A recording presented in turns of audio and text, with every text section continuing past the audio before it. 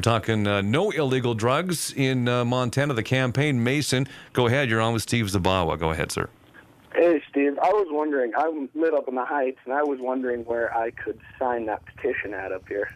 Great question. We're located up in the Walmart parking lot there, and we'll be having that staffed for the next 10 days to June 20th. That's our deadline, and it's a wonderful thing. We're trying to get 24,175 signatures between now and then. We're also in Bozeman, Kalispell, Helena starting today, and we'll be manning in all the major, really high-traffic locations there. So look, they're just a drive-up petition campaign. Takes 1 second to do it.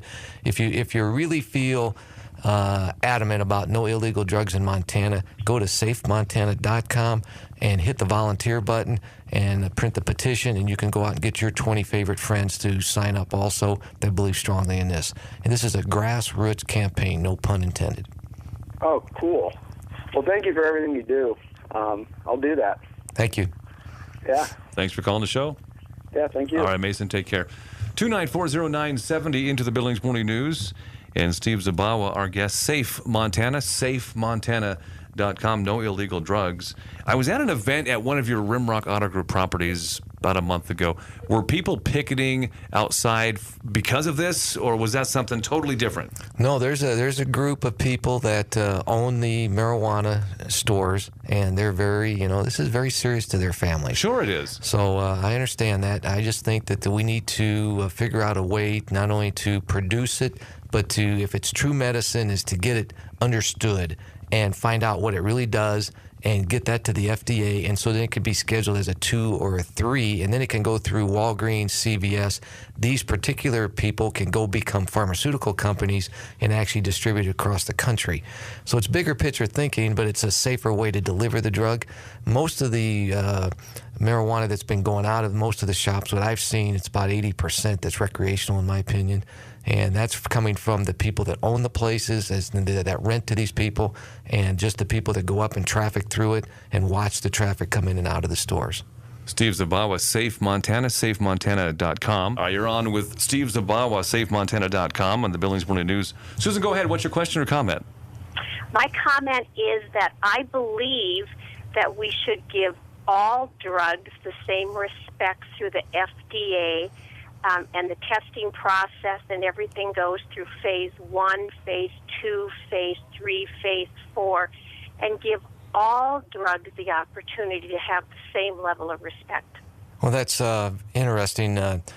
Most people, that's how it is. Everybody expects to go pick up their prescriptions at CVS or Walgreens and go to a doctor and be monitored. That's not how medicinal marijuana is handled in the state of Montana, and most people don't know that. I did not know that. I thought the Billings Clinic handled green cards until 5 days ago, until someone told me they didn't.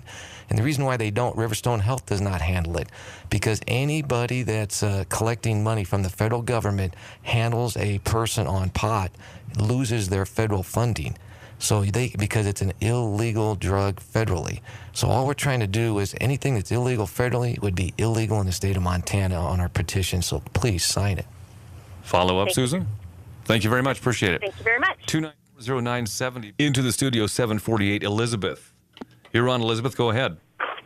Well, Mrs. Flower, you said you didn't realize that marijuana didn't come from a dispensary, a pharmacy or the doctors. But in 2009, you tried to get into the marijuana business with a couple of different providers. So I don't believe you. I think that you knew that marijuana comes from exactly where it comes from, the providers who do this. And so I don't understand why you would say that you didn't know this when you obviously did. Well, back in 2009, I had 3 warehouses that were empty. I didn't go to anybody to solicit to put marijuana in them. I had 5 to 10 different business owners that wanted to get into the marijuana business, and they wanted to grow it in my warehouses. And then I had to look into it and say, is this a viable business? Number one. Number two, what's it going to do to my actual structure growing, pot inside there? And it's a lot of effort. There's a lot of electricity used to get the grow lights to work, humidity issues, ventilation. It destroys your building. You just look in California, all the places that's been growing inside homes and so forth.